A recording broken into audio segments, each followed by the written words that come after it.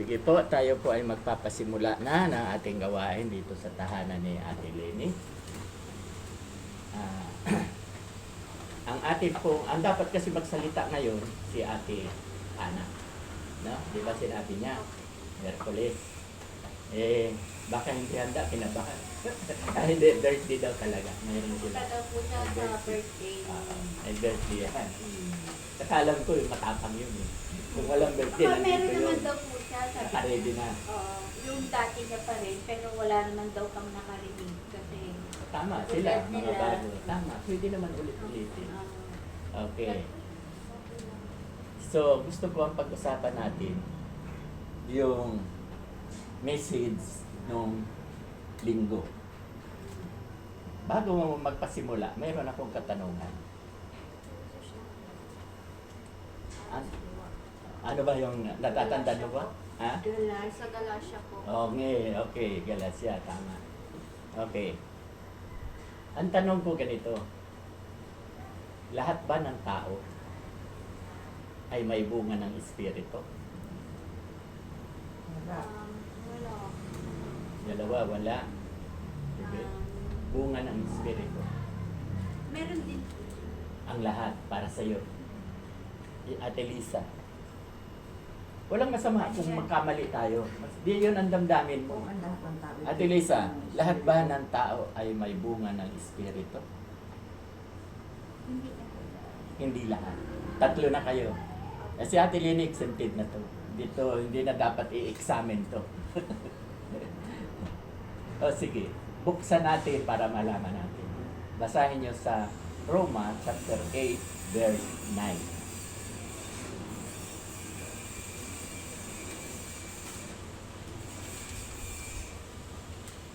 Verse 9 po. Verse 9. Roma chapter 8, verse 9. Ngunit hindi kayo namumuhay ayon sa lamat, kundi ayon sa Espiritu. Sa katunayan, naninirahan sa inyo ang Espiritu ng Diyos. Kung wala sa isang tao ang Espiritu ni Kristo, hindi kay Kristo ang tawag niyo. Okay. So, napakaliwanag. Nabasa nyo na yan. Opo. Tatanungin ko kayo. Ano ang naintindihan nyo dyan? Kasi, para po sa akin. Kasi kung may bunga po kayo ng Espiritu, kung ano po yung mga, yung sa laman po, hindi po yung basa-basa mong gawin eh. Kasi kung ano talaga yung sa Espiritu, yung binigay po sa inyo ng Panginoon, yun po yung tama ng tatahakin or gawin. Ang tanong, kayo ba ang gagawa ng bunga ng Espiritu? Hindi po. Sino? Yung po Espiritu. Amen. Kasi bunga ng Espiritu. Kasi Fruit bunga of po the yung Spirit. Eh. Opo. Okay. Kasi tingnan nyo, kung tayo ang gagawa ng bunga ng Espiritu, pag-ibig, napakahirap yan. Opo. Ano ang sabi sa Matthew 5, 44? Love your enemy. Opo. Matthew 5:44. Napakahirap. Paano mo mamahalin? Kayong dalawa lang, paano mo kung kagalit mo siya, paano mo siya mamahalin? Buti na lang, mahal mo. Love your enemy. Kaya wala kayong lusot, kayong dalawa. Magalit ka sa kanya, mamahalin mo pa rin. Opo. Utos, pakibasa. Matthew 5:44.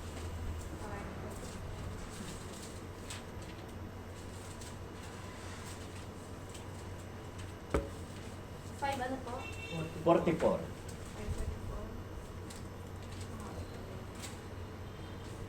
Anak mo? Hmm. Ngunit ito naman ang sinasabi ko, ibigin ninyo ang inyong mga kaaway at ipanalangin ninyo ang mga umuusig sa inyo. Oo, alam mo na ang gagawin mo. Kung ang pakiramdam mo, inuusig ka, ibigin mo pa rin daw siya.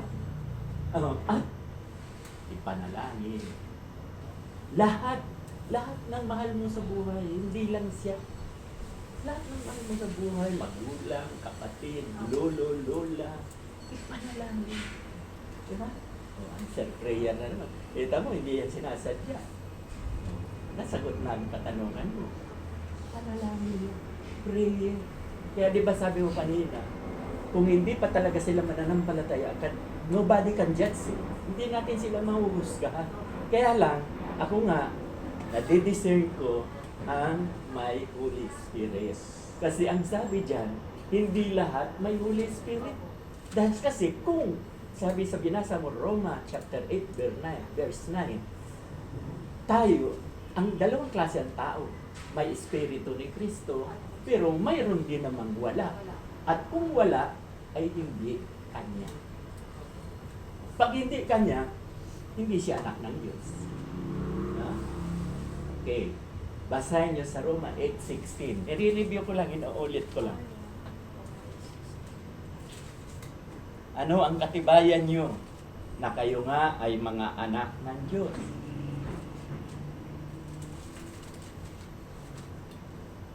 Dinadahan-dahan ko lang para maunawaan natin. Roma 8:16. Sino nakakita? Okay, O, pakibasa. ang Espiritu ang nagpapatutuo kasama ang ating Espiritu na tayo mga anak ng Diyos. Ibig sabihin, ang banal na Espiritu kasama natin at nagpapatunay, diba? Nagpapatutuo. Nagpapatunay na tayo ay mga anak ng Diyos. Natatandaan mo ba, Carlo, yung sinabi mo na ang tatak pala ay Espiritu Santo? Oh, saan yun? Efeso chapter 1 verse 13. Pakibasa.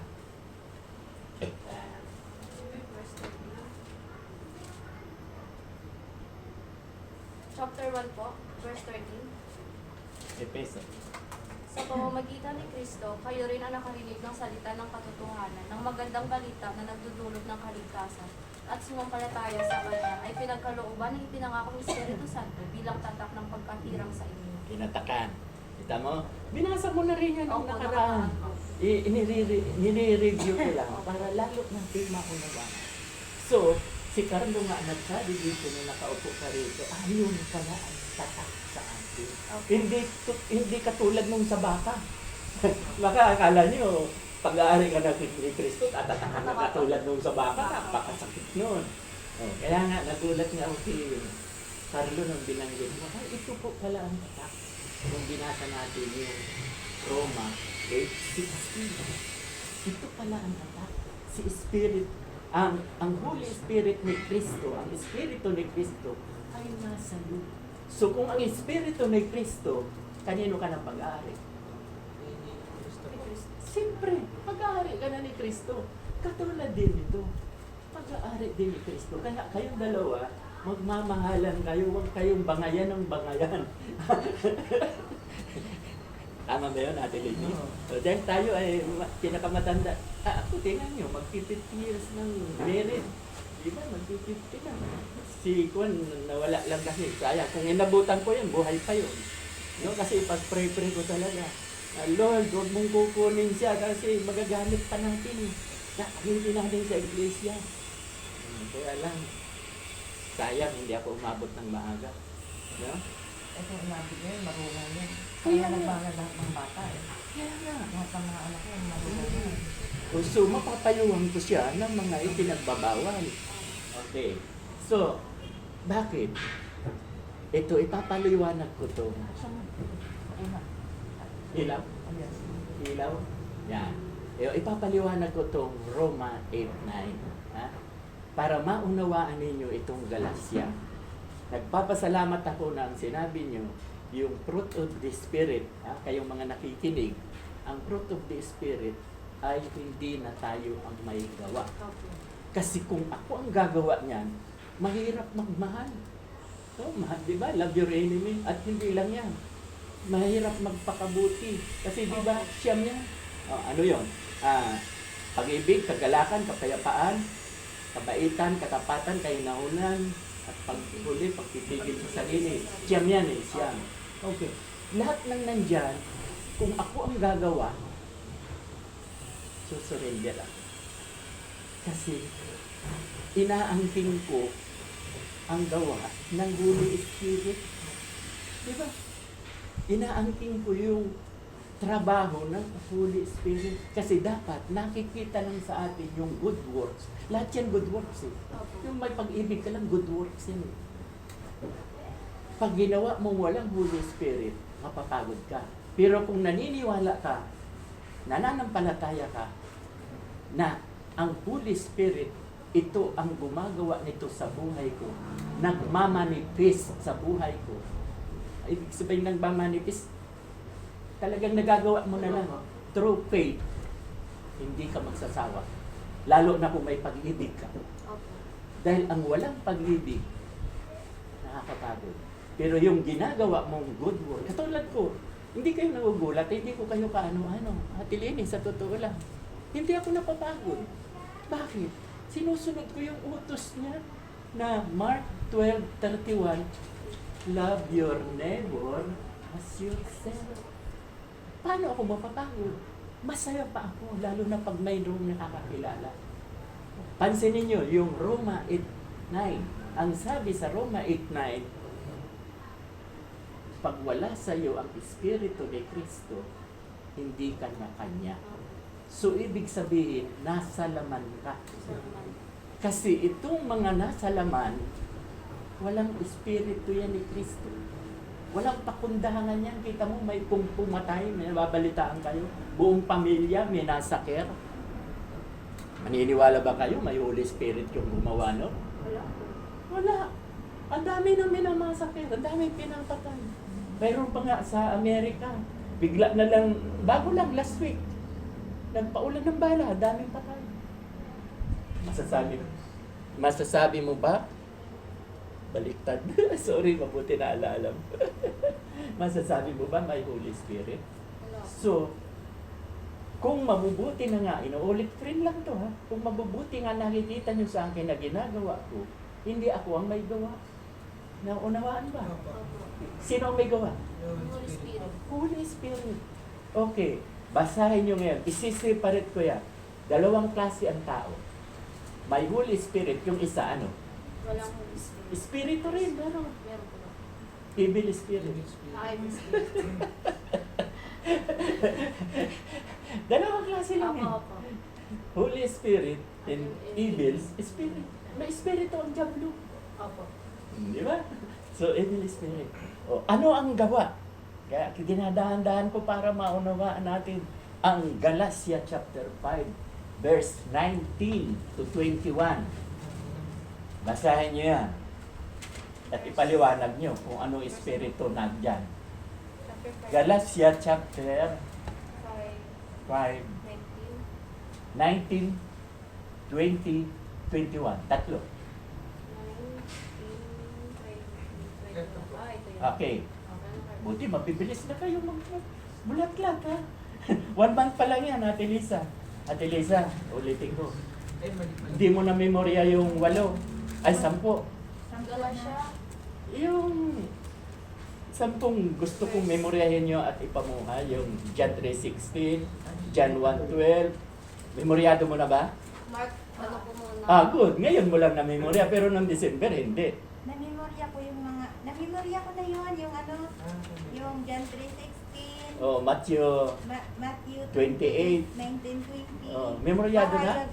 Memorize ko yun, kaya lang, hindi ko naman kasi tinitingnan kung ano yung mga yun, pero memorize ko yun. Okay, sige. Pero hindi mo kasi sinabi nung Pasko, kaya wala kang regalo doon. 2 sana ang regalo mo. Okay lang yun. Okay. Sige, pakibasa.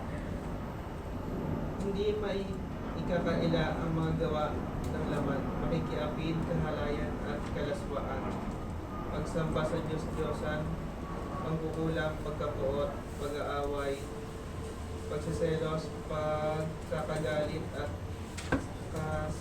Kasakit. kasakiman, pagkakampi-kampi at pagkakabahagi-bahagi, pagkainggit, pagpapatay, paglalasing, walang habas na pagsasaya at iba pa ang katulad nito. Muli mo kayong binabalaan, ang mga gumawa nito ay hindi magkakaroon ng bahagi sa kaharian ng Diyos. Wow, hindi makakapasok sa kaharian ng Diyos. So, ngayon, ang tanong ko, ano ang espiritu sa mga taong gumagawa niyan? Evil spirit. Ibig, napakadali. So, may separation. Yung mga gumagawa niyan at talagang hindi makakapasok sa kaharian ng Diyos, saan sila ibubulid? Saan sila itatapon? Sa naglalagablag na apoy. Sa naglalagablag na apoy. Sa lawa. Kita mo? At asupre. Sa Revelation 21:8, di ba? Yan ang sinasabi, Ate Lisa. So, Hindi na nakapagtataka. Kaya nga, di ba sabi ko, ako nadidiscern ko ang may Holy Spirit at may yung Evil Spirit. Abay, kung nakikita kita lagi dyan, susuray-suray ka, may babae ka, lasing na lasing ka, Holy Spirit ba yun? Wala. Tapos mamaya nakikipagbangayan ka, nakikipagsuntukan ka, mamaya na-chismis ka, kung ano-ano. May Holy Spirit ba yun? Hindi ako judgmental. Hindi ako may sabi. Yan ang may sabi, ang salita ng Diyos, ang Bible ang may sabi na sila ay nasa laman. So kung evil spirit ka, ang kasama mo sa buhay mo, kagaya ko noon, ikikwinti ko lang naman. Diba sabi ko sa inyo, nire-remind ko lang. Dati, 7 dyablo ang nasa loob ng puso ko. 7 dyablo. Nung makakilala ko sa Diyos, pinalayas ko, nagsisi ako, may ako ng tawad, pinalayas ko yung 7 dyablo at nang makita ni Kristo, yung espiritu niya, pumasok sa akin, ganyan na yan. Kasi di ba yung Revelation chapter 3 verse 20, sabi doon, si Jesus ay nakatayo sa harapan ng inyong pintuan at tumutuktok, sino man ang makarinig nito at ako'y binuksan, siya ay papasok at magkasalo kami kakain.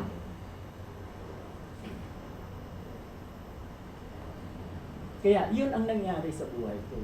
So lahat ng bisyo ko, nang pinalayas ko yung 7 dyablo dahil kontrolado ako ng 7, no? Kontrolado ako. Yun lang ang lagi kong ginagawa. Pinalayas ko yun, nagsisi ako, nang makita ni Christ na malinis na ang puso ko, pumasok siya. Diba? Ang sabi sa 1 Corinthians chapter 3, verse 16 and 17, 1 Corinthians, we are a temple of God. Tayo, sige, babasahin mo pa rin. Tayo raw ay templo ng Diyos. Sino man ang sumira ng aking templo, ang sabi ng Diyos, magwasak, wawasakin niya rin. At ang sabi niya, dahil kayo ay templo ko, kayo ay sacred, kayo ay banal. Dahil kung hindi yan, dahil diba sinabi ko sa inyo, kung yung diablong 7 nasa puso ko, hindi siya papasok. Kaya, dapat maging huli, maging banal. Hindi ko kayang pabanalin ang sarili ko. Hindi ko kaya. Pero ako ay pinapapaging banal. Sabi sa isang talata sa 2 Corinthians 5:21. Ang sabi sa 2 Corinthians 5:21, si Jesucristo ay walang kasalanan, subalit dahil sa atin, siya ay ibinilang na makasalanan upang tayo ay mapapaging banal sa harapan ng Diyos. Pag itinon over na tayo doon. Pakibasa. 1 Corinthians chapter 3 verse 16.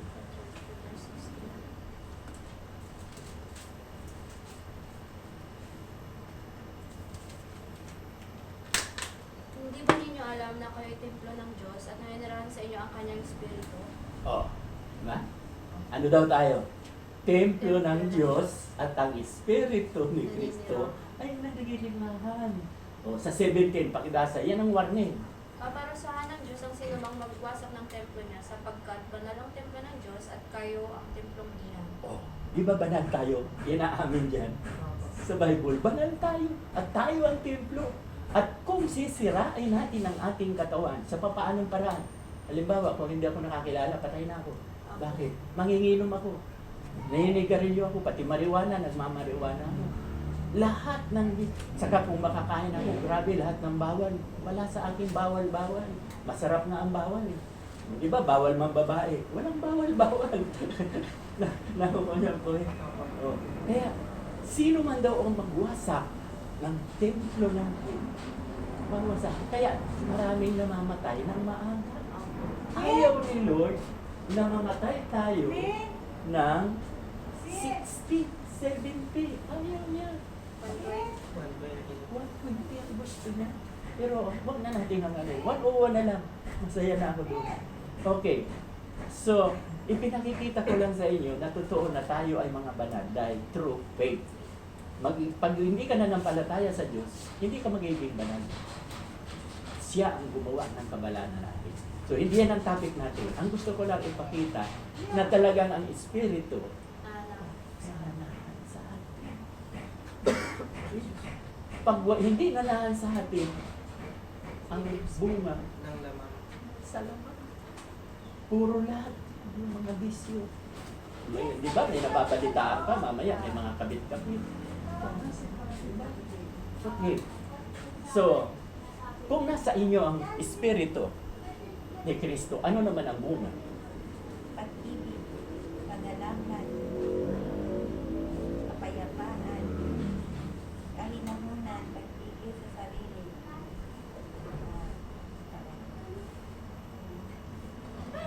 Basta siyam yan, di ba? Siya. Ngayon, kung dahil may Holy Spirit sa atin, ang dapat makita sa atin, itong pag-ibig, kagalakan. Anong ibig sabihin ng kagalakan? Masaya kang lagi. Araw-araw ka, rejoice. Araw-araw. Kaya, kayong dalawa, dahil nagmamahalan kayo, rejoice. Maggalak lagi, magsaya. Huwag kayong maniwala na magkakagalit kayo dahil gawa ng laman yan. Evil spirit, dahil ayaw ng evil spirit na magmamahalan kayo. Ayaw. Ang gusto ng evil spirit, trouble. Kaya ang mga kaguluhan, di ba? Yung binasa nyo kanina, mga bungan ang laman yan. Pagkakampi-kampi, pagkababahagi, paglalasing. So, iiwasan nyo na ngayon ang bunga ng laman. Kasi ang dapat makita sa inyo, mag-manifest sa inyo, number 1, ano? Love. Amen. So, solve ang problema. Ganito po. O, sige. Kasi, ano po kasi, parang kabaliktaran po kaming dalawa. Ganito po kasi, syempre hindi pa nga po kami kasal. So yung conviction niya talagang, yung ano niya na, syempre kasama nga po kami sa isang bahay. So iniisip niya ako, parang wala akong conviction or yung guilt parang wala doon sa akin kasi parang okay daw ako. Sabi ko naman, hindi ko rin alam kasi yung nasa puso ko talaga, ang dala sa akin ay syempre, di ba ginagawa niya na nga ako yung talagang nagpa-process na. So, ipinagdadasal ko yun na dumating yung araw na yun. Kaya ang puso ko ay yung nandun po yung, ang tawag ko doon, yung, Doubt? hindi po. Ano? Andun po yung, Wala. andun po yung kapayapaan. Yes. Yung po dapat. Yun ang Siya tama. kasi, ano po siya, yung parang balisa. Ganun po siya lagi. O, So, ano ang gagawin mo dapat ngayon? Ako? Napayo ko na sa'yo kanina. Opo, Ano ang dapat mong gagawin? Ha? Unawain po. At, At ipagdasal po. amen. So, alam mo na. Ayun nga po. Kaya na-share ko lang din po Oo. na Oo. na hindi naman po kami sabing nag-aaway. Pero Okay. ayun nga. Pero alisin natin ang sisihan. Opo. Alisin natin ang sisihan. Walang mangyayari sa sisihan. Ako naghihinayang nga, sinasabi ko sa inyo ang katotohanan. Naghihinayang ako sa pag-ibig na naghihiwalay. Maraming nangyayaring ganyan. Pride. Kita mo mga sikat na artista. Si Ropa Gutierrez. Hindi tumagal. Diba? Tapos sino pa? Si Yung mga kabataan po ano, na matatagal. Patapos yung kumakanta, si magaling kumanta, na ang asawa niya nag-Miss Universe. May 2 anak na babae doon. Si Mariam Kiambao. Sino yun? Si Mariam Kiambao. Isa rin yun. Yung isa, yung singer na lalaki. Ogie Alcacid. Ang asawa niya ngayon, si Pilipina na. Si Jen Velasquez. Pero yung una, Miss Universe yun, candidate. Amerikana. Amerikana. Nagka-2 anak siya. Ano ba yan? Si Diana. Diana. Flores. Tama, Diana. So, ang akin, naghihiwalayan pero masakit ang kanilang damdamin. Masakit. Kaya ayaw na ayaw kung nangyayari sa totoong nagmamahalan. Kaya alam mo na ang sagot. Pag-pray, tiis lang. No? At makakaraos din kayo niyan. Kulang na lang siguro talaga ang seremonya, yung ritual na kasal. Pag nakasal na kayo, lalo na kayo tatatag. No? Nag-iiba na po yung parang pananaw kasi. Galing guys okay na ngayon. ako. Kahit naman ano lang, na ano eh, hindi naman kailangan ng Marami kayong invited o tapos na. Saka- Okay. So, tapusin natin itong pinag-aaralan natin. So, ngayon, nakita natin na kapag may Holy Spirit ka, fruit of the Spirit ang gagawin mo. Pero, by faith, hindi na ikaw ang may gawa. Para hindi kayo mapagod. Dahil nakakapagod. Pag hindi mo, wala kang pag-ibig sa ginagawa mo. Okay, halimbawa ako na lang. Kung hindi ko kayo mahal, papapagod ako. Nakukuha nyo? O bakit hindi ako napapagod? Utos ng Diyos, mahalin ko kayo. Di ba? Love your neighbor as yourself. Di ba? Ate Lady, napakasimple. Okay, so ngayon, kahit ikayo, mga Kristiyano na kayo, madidisin nyo na rin yung kapatid natin. Madidisin nyo na. Dahil dyan sa bunga, kung ang gawain niya ay nasa laman siya, wala siyang Holy Spirit. Pero wag yung sasabihan. Baka barilin kayo. Masakit yan. Ang gagawin mo na lang, Pagdarasal. tahimik ka, ipag-pray mo na makakilala rin tulad natin. Kaya, di ba? Totoo yan, ha? Sasabihin ko sa inyo, yung sinabi na sa'yo na nababaliw na yan si Arlene. Di ba? May nagsabi na sa'yo. Totoo yan. Dahil lahat tayo rito, ang tingin ng taga-sanlibutan, mga baliw tayo. Marami tayong sinasayang. Di ba? Nasabihin niya, napakasarap kaya ng buhay. Painom-inom lang, may pulutan, may beer, may chicks. Di ba? Napakasarap kaya. Kaya ngayon, yung tayo, mga baliw yan. Kasi sa Katoliko, walang bawal eh. Kaya magbabarik ka, kaya magsuwil ka, kaya magnakaw ka. Walang bawal eh. Oo. Yun ang ano. Kasi, nasa laman, Hindi kasi tinuturo ng mga hindi pari. tinuturo. So ngayon, dahil alam na natin itong fruit of the Spirit, hindi na tayo ang may gawa. So, hindi ka mapapagod dahil wala, ginagawa mo because of love. Hindi ka magsasawa. Kung nagmamahalan kayo, hindi ka magsasawa. So, sana naunawaan natin ang Holy Spirit at ang Evil Spirit. Malayong malayo. Magkaibang magkaiba. Okay. Mayroon pa ba kayong katanungan? Hindi pa tayo tapos. Tuloy-tuloy ko pa. Yeah? Pero kung may katanungan kayo, open. Kahit wala sa topic. Oo, ano eh. Kahit wala sa topic Tanong ka natin. naman tanong para masagot. Kahit wala sa topic. At least nalaman nyo na, ha? Alam nyo na yan, ha? Bunga ng laman yan. Hindi ko yung kapatid. Hindi ko yung kaisa. Pero, wag mong susumbatan, ipag-pray na maging katulad natin.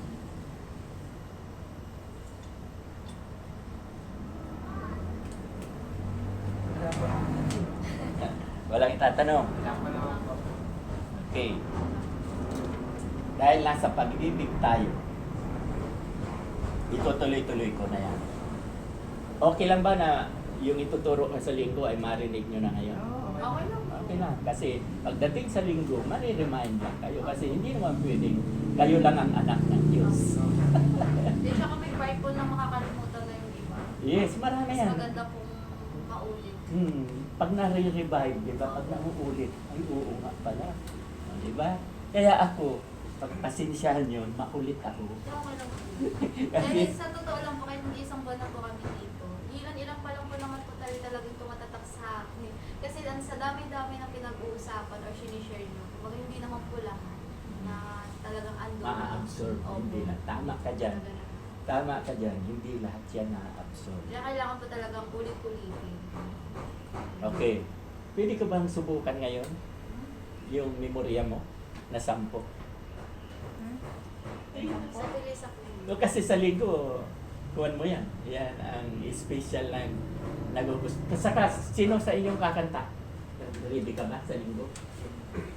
Oh, hindi, may susunod naman eh. Oh, unahin na kita, Ate. Handa na ba? Sa topic. Yeah. Sige po. Okay. pag kasi ako speaker, lahat ng gusto kong pakantayin dyan, pwede.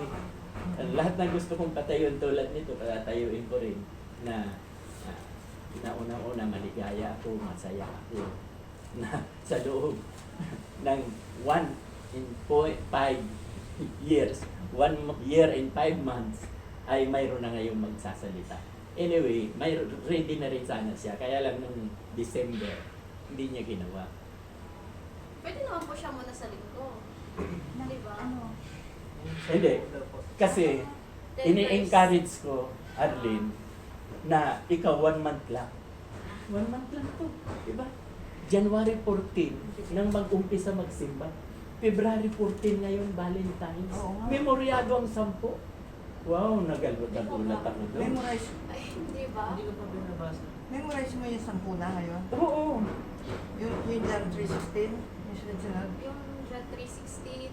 Matthew Mark. 22.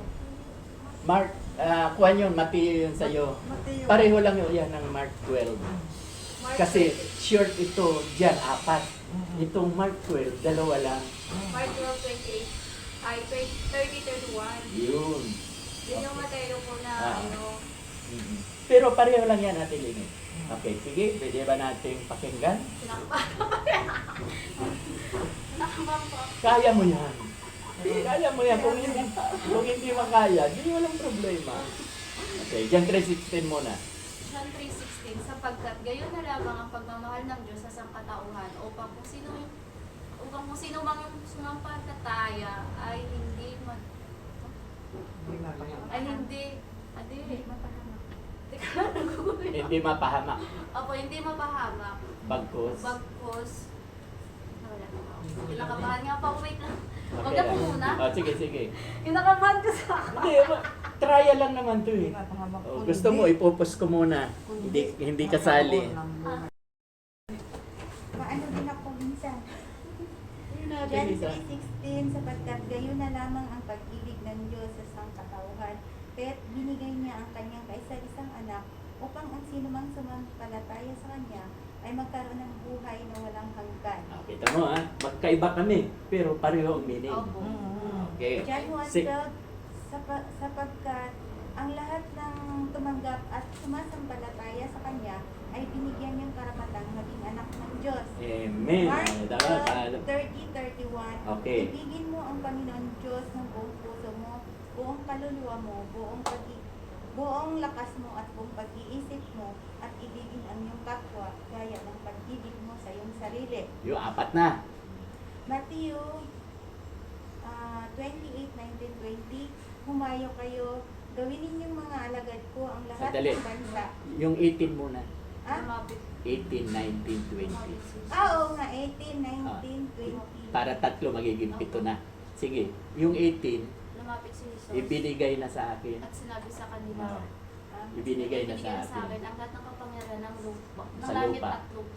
Kaya humayo kayo, gawin Oh, ninyong yun. alagad ko ang lahat ng bansa. Bautismuhan niyo sila sa pangalan ng Ama, ng Anak at ng Espiritu Santo.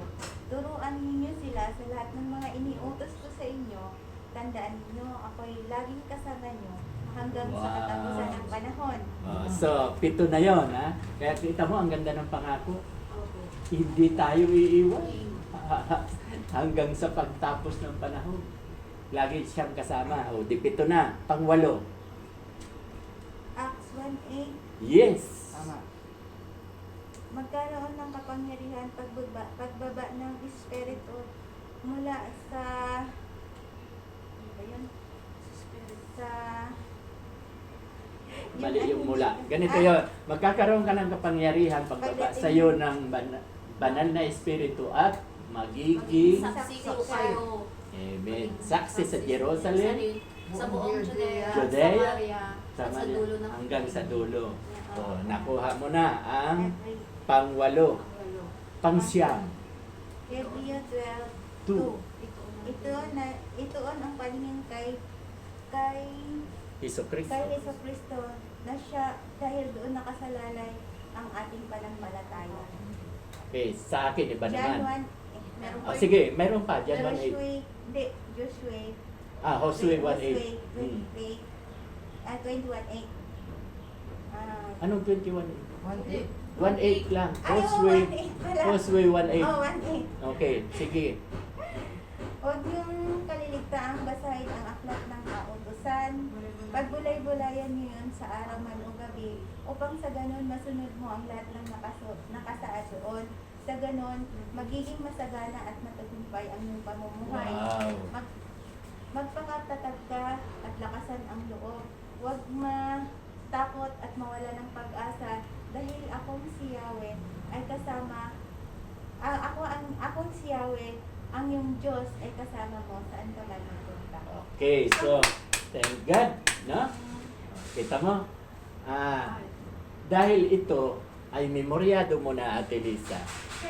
Hindi, Ikaw gagawin niyo. na. Hindi yung sasabihin ko. Yung dito lang muna, yung pinapaliwanag ko. Dahil na memorya mo na, may gagawin ka pang pangalawa. Ano? Ano ang gagawin mong pangalawa? Iwan ko. Binasa mo, Causeway 1.8. Oo. Oh, ano daw ang gagawin mo? Ano? Huwag mo kaliligtaan. Huwag kong kaliligtaan basahin ang aklat ng kautusan. Tapos, ano ang gagawin mo? Ano, magbabasa.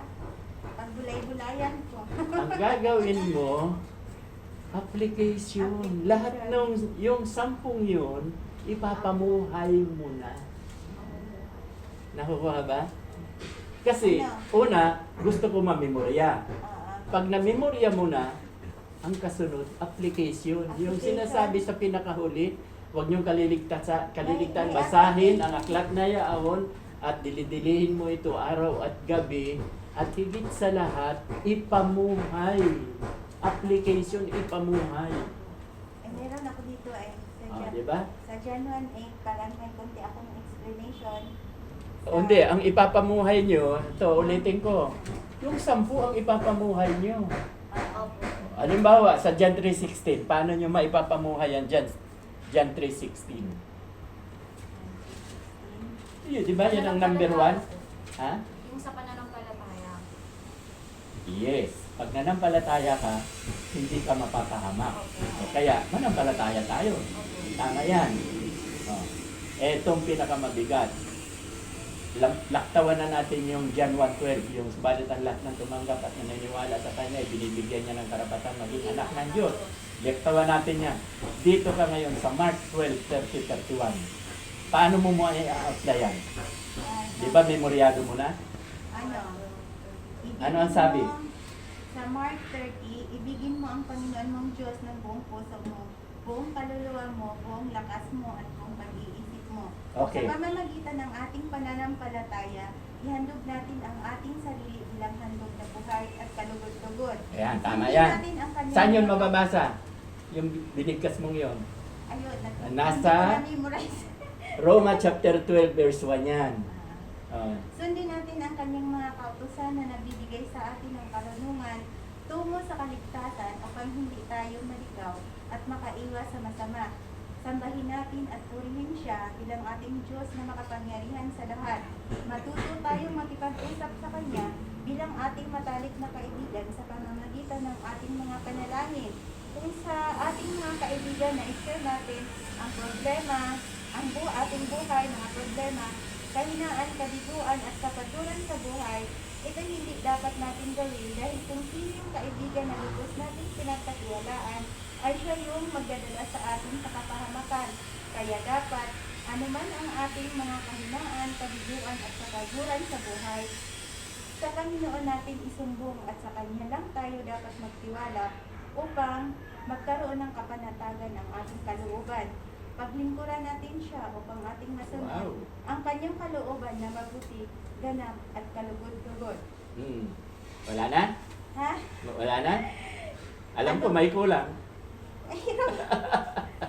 Ang tumupad sa kanyang kautusan ay nag-iingat sa kanyang buhay at ang mawawalang bahala sa kanyang kautusan ay tiyak na mamamatay. Ang 31, ibigin mo ang iyong kapwa kagaya ng pag-ibig mo sa iyong sarili. Hindi, doon muna sa Ama. Ama, Oh, yung tapos na. Kasi yan, kapwa na yan. May kulang sa sinabi mo. ano ba? Yung napakahalaga. Ang kulang. Kayo, ano napansin nyo? Ano ang kulang? Nasabi niya na lahat, yung Ibigin mo- paglilingkod, ha? Ibigin mo ang Diyos. Ng buong puso. Sinabi Oh, yung ibigin mo ng buong puso, ano ang gagawin mo doon? Yun ang kulang. ayun pala. Ano ang application ng ibigin mo siya ng buong puso? Ibigin. Sa kanya lang dapat ituon. Tama. Pero kulang pa rin. Kayo, sino nakaisip? O, sasabihin ko na.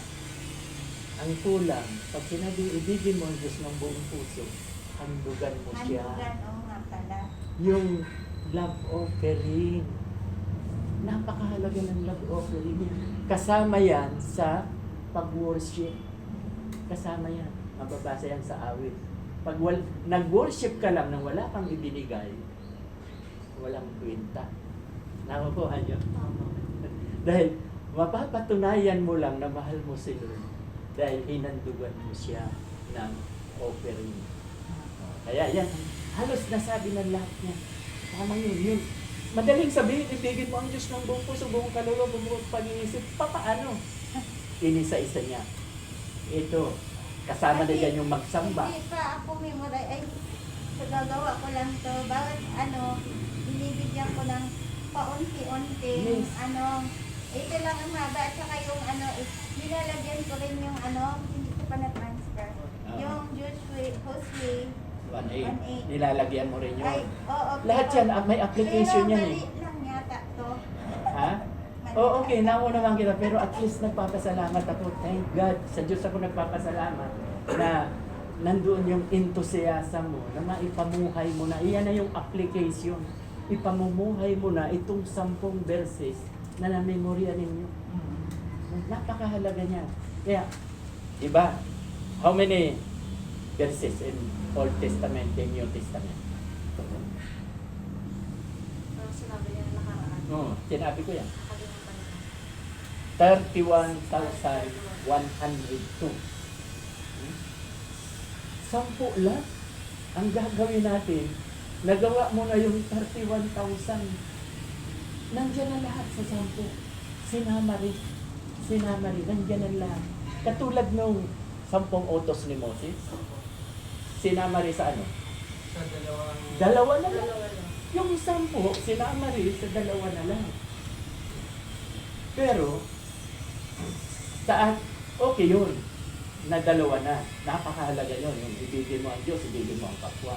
Pero yung gusto ko kasi, itong application na gagawin natin, para naka-specify na gawin yung alagad ko ang lahat ng bansa. Naka-specify. Sa Matthew mababasa. Application. Ha? Unang-una, prayer lang ha. Huwag niyong kulitin.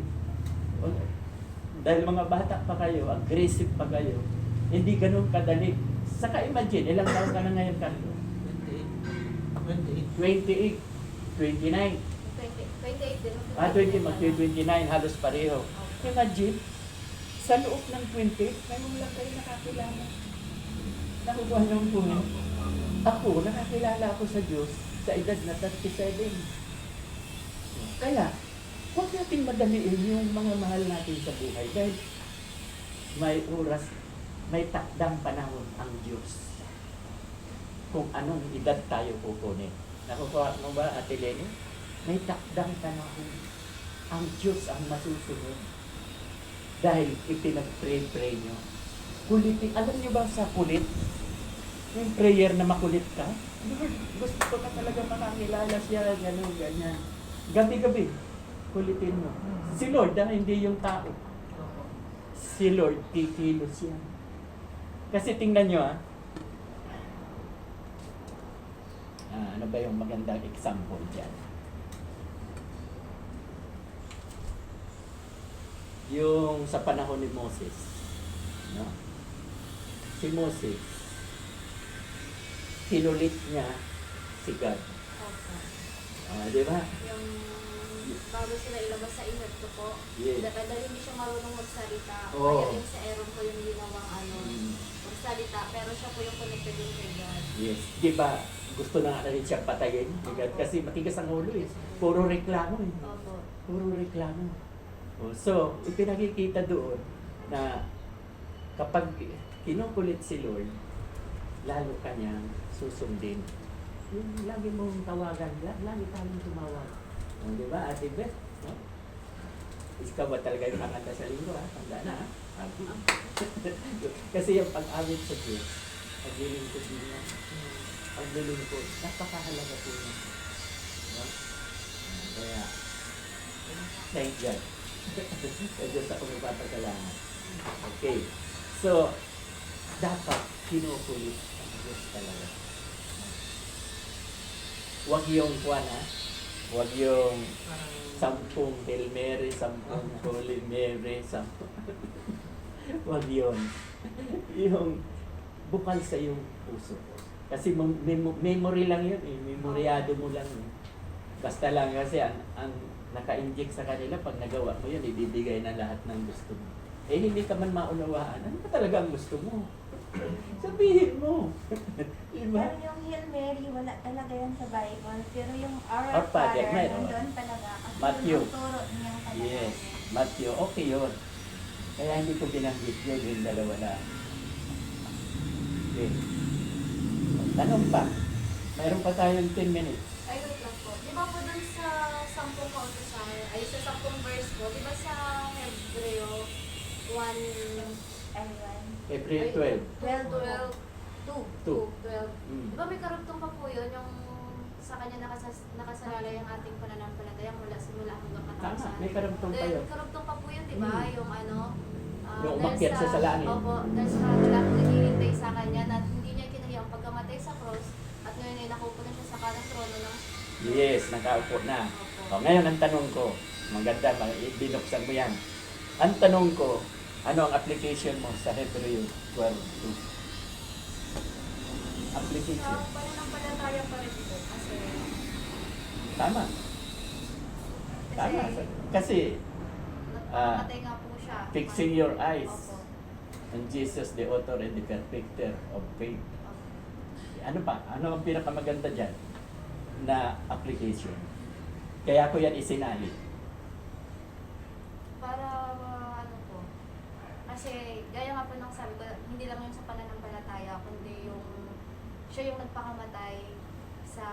Sandali. Wait lang, yung... Ay, Namatay. yung Correct kita. Sorry. Namatay. Hindi siya nagpakamatay. Hindi siya nagpakamatay. Sorry. Pinatay siya. So, Yung yung pinatay ano, sa laman. At tawag kinuha po sa dito, Espiritu. pinahako po siya sa cross dahil sa mga kasalanan natin. So, dapat tayong mga tao, pag nakilala po natin siya, gawin natin ng matuwid. Tama yun, pero kulang. Yan ang pinaka-importante. Lagi kong sinasabi sa inyo na kapag nandoon tayo sa loob ng church, sino ang titingnan? Jesus. Ha? Jesus. Tama. Ay kaso ang iba, pastor ang tinitingnan eh. Ituon. Ano ang dapat gawin? Ito, sa Ituon natin. Ang Ang Yun. paningin. Sa Kay kanya Yesu lamang. Kristo. Kaya, Christ-centered lang tayo sa loob ng church. Iyan ang application niyan. Huwag mong titingnan yung kapatid mo, nakagalit mo siya, matitisod ka. Ay, ayaw ko na dyan. Galit ako sa taong yan. Tapos, ay, ayaw ko na dyan. Si Pastor San Miguel ang magsasalita. Gusto ko si Pastor Kit. Oh, nakukuha niyo? Opo. Pastor-centered. Ang gusto ni Lord, Christ. Christ-centered tayo. Kaya wag na wag niyang kakalimutan. Walang gulo. Pag Christ-centered tayo, hindi tayo mag-aaway-away sa loob ng church. Kasi ang nakikita mo doon, si Kristo lang. Kaya dapat, di ba, yung kalisa, yung kabayo, ano ang nilalagay sa mata? Bukadura. Kung ano ang nakikita ng kabayo, Yun na. doon lang siya tatakbo. Kung si Kristo lang ang tinitingnan natin, walang gulo sa loob ng church. Nakukuha ba? Kaya Christ-centered. Kaya yan ang sinali ko. Huwag na huwag nung kakalimutan yan. Yan ang application yan. Tamang may pananampalataya tayo. Diba? Yung John 3:16, nandoon na yun eh. Pagdating sa Hebreo, napakahalaga. Tsaka ba't po dito sa Josue, di ba 1 to ano lang siya, 1 to 8 lang po yun, di ba? Saan? Yung sa ano po, Joshua. Oo. Yung sinabi po ni Ate Lisa hanggang 9, kasali po. Kasi first 9 na po yun. Pwede na rin. Pwede na rin. Kasi gusto niya memoryahin. mas marami, mas maganda. Mas marami. Kasi hindi ko kayo nililimitahan. kasali yung huwag Pwede rin po matakot. kasi maganda rin. Ay, ano Alin rin ba siya. yung huwag mawala ng pag-asa? Kasi nag-base po ako dun sa ano nyo eh. Na? Yung sa sinend nyo po. Opo. Yung nag-send ako, nandun yun. Opo. Nag-base lang po ako dun sa 1 to 8. So, sa Tagalog, yun hanggang dun lang siya. Hindi na po siya pumasok sa tandaan mo ang bilin po. Okay lang, walang problema kung isama mo yan o hindi. Nasa sa inyo na yan. Kung more than 10 ang memoryahin nyo at gagawin nyo, salamat. Thank God, di ba? Dadagdagan pa. Kaya lang ito, pinatutunayan ko sa inyo, itong 10 ito, kompleto na yan. Kompleto. Nandiyan na lahat. Hindi ka na mahihirapan sa 31,000 verses. Pero hindi ko sinasabing huwag nyo babasahin. Basahin nyo ang Old Testament and New Testament. Kasi pag hindi mo binasa ang Old Testament, hindi mo mauunawaan ang New Testament. Pag hindi mo naman binasa ang New Testament at Old Testament ka lang, hindi mo rin mauunawaan. Para bang nanood ka ng movie? Sino ba sa inyo nanonood ng movie? Lahat tayo, di ba? Lahat po. Manood ka simula umpisa hanggang kalahati. Hindi mo maintindihan. Hindi mo maintindihan, hindi mo natapos. Kailangan- Okay, manood ka from kalahati hanggang matapos. May mauunawaan ba kayo? So, kung habang nanonood tayo, umpisahan natin sa Old Testament hanggang New Testament. Kaya nga po dati, pag free time po namin, ay ko pala, yung nagigiliw ako yung K-drama. Ngayon, Ate, parang gusto ko pa rin naman manood, pero alam niyo po yung tuwing gabi, sa higaan na, kailangan extra. Amen. Yung Amen. nandun pa naman yung pero iba ngayon, yung, kasi hindi ko pa talaga siya natatapos. Unti-unti ka nang Opo. binabago ni Lord. Kasi naglalaban yun yung spirito sa kayong laman. Yes, naglalaban talaga yan. Yung So, spirit at lagi po na laman. ito, kaya para sa akin, pag nababasa ay nagsisimula na ako ulit sa unang, nabasa kung anong isang chapter po ako nangahihinto, tuloy-tuloy na siya. At sasabihin pa nga ng Diablo, hindi, akin ka talaga, sabi ng Evangelist. Ba't nandiyan ka na sa Espiritu ni Cristo? So, di ba? Totoo yan. Nandyan pa nga yung struggle, maraming struggle na lalong susumbatan ka, ano ka pa naman? Mayroong ganyan mga magulang. Nasa kama ka na, lumipat ka pa sa panig. Oh, yun, may ganyan. Kasama yan sa struggle. Kasi nga, pag walang struggle, hindi ka Kristiyano. Nakuha ba? Kasi kung ako lang po masusunod, dahil nasasabi ko sa kanya, kung ako lang, siguro pinakamahaba na yung 5 araw Na ano? na magbasa ko nito. Amen. Kasi di ba, tignan mo, kalilit-liit, malabo po yung mata ko. Pero nagagawa ko siyang basahin, hindi sumasakit. Samantala dati sa cellphone or sa maliit na notebook, nung nag-aaral ako, sakit-sakit na ng mata ko. Pero dito hindi. Ganyan din ako nung bago-bago ako. Lalo na sa Genesis. Yung kay Joseph, nung babasa ko na yun si Joseph, umiiyak na ako, hindi ko alam. Lumuluha na ako. Or parang nakikita mo yung sarili mo sa mga Yes, parang nangyayari. kasama ka. Opo, ganon. Kasama ka na sa Sa ginagawa. ginagawa, opo, ganon Diba? po. Inapis siya dyan si Joseph. Inapis. May ganon po. Pero pinagpala. Kaya darating tayo lahat yan. Darating tayo lahat. Tiyaga lang tayo. And then, huwag niyong kulitin yung gusto maging Kristiyano. Pag-pray niyo, si Lord ang kulitin na makakilala siya. Wala kang kaaway. Okay? So tayo manalangin na. Lord, maraming salamat po sa napag-usapan po namin ngayon sa pag-aaral ng iyong mga salita. Tunay nga po, Lord, na nakikita ko na ang enthusiasm ng mga kapatirang ito, nakikita ko po na gagawin nila ang lahat-lahat dahil sa pagmamahal nila sa iyo, Lord. Kaya, thank God, Lord. Thank God. Salamat po sa inyo. At hindi po ako magsasawang idalangin sa inyo. Hindi pa gaano nakaka-recover si Ate Yeni ng kanyang karamdaman. Si Ate Beth, maaaring mayroon pa. Subalit naninalig ako, naniniwala, nananampalataya sa inyo na kayo po ang dakilang manggagamot.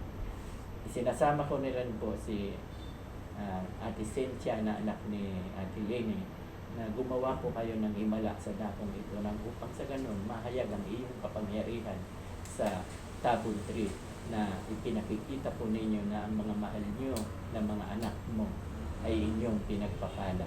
Kaya patuloy po akong lumalapit sa inyo, maging ang aming mga pangangailangan sa araw-araw, lalong-lalo na po yung negosyo ni Ate Lisa, negosyo ni Ate Kuya Carlo, Ate Arlene. Nawa po Lord, abutin po ninyo ang kanilang mga negosyo. Dahil naniniwala din po ako na kayo po ang Jehovah Jireh. Kayo po ang God provider. Abutin po ninyo. At nakikita ko naman po sa kanila ang enthusiasm na pinakikita. Mahal ka po talaga nila. Kaya salamat Lord. At nawa po Lord, sa darating na linggo ay bigyan mo ako ng gabay, bigyan mo ako ng karunungan, wisdom, na may deliver ko ng maayos ang message na napakahalaga. Dahil ang pag-ibig po talaga ay powerful. Kaya salamat Lord. Ito pong inalangin na binibigay ko po ang papurihan sa pangalan ni Jesus na aming tagapagligtas. Amen at amen. Ayan. Huwag ka muna alis. Eksakto alas 4. Huwag muna kayo alis. Dita, natutuwa ako. Natutuwa ka saan? Hindi, ngayon po. Kasi hindi ko akalain na makakarating kami lagi po dito. Alam mo, si Lord ang nagdadala sa inyo. Kasi kung hindi pa nga po namin talaga, or sa akin, hindi ko nga po siya patinanggap, baka siguro mapagod na po ako. Kasi di ba, 2 beses sa isang go. Mayroong pang linggo. 3. Opo, tapos, kumbaga, parang dihado, syempre, nag-business po, lahat nandoon. So, di ba, parang, kung nagkukunwari ka nga lang, marami kang ano. Mapapagod ka Opo. kung nagkukunyari. Lugi ka pa rin. Opo. Sayang. Sayang ang panahon. Thank you. Mahal. Talagang si Ate Ano yan? Ano? Lady. Masipag talaga ako gumawa. Sige, pagpasalamat Lord. Maraming salamat po sa aming pagsasalo-saluhan at naway maging kalakasan ito ng aming katawan upang patuloy po kami nakapag-lilingkod sa inyo at ibalik mo po ang higit pang pagpapala sa mga kamay na nagtanda nito. Sa pangalan ni Jesus. Amen. Amen. Sana ako sa inyo. Hindi, maraming salamat. Sige. Kain.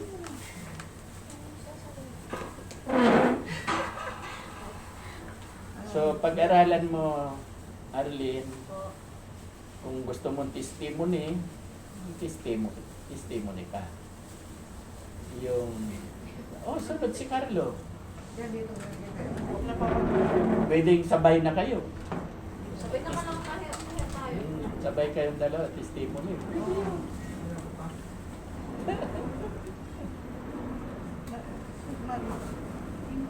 Madali naman yung tag.